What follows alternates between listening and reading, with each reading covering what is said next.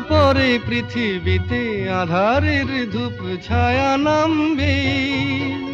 মৌমাছি ফিরে গেলে জানি তার গুঞ্জন থামবে। সে আধার নামুক না, গুঞ্জন থামুক না, কানে তবু রবে তার রেস্ত।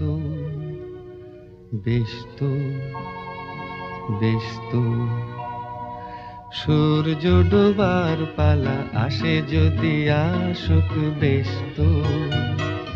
গোধূলির রঙে হবে এ ধরনী স্বপ্নের দেশ তো। বেস্ত বেস্ত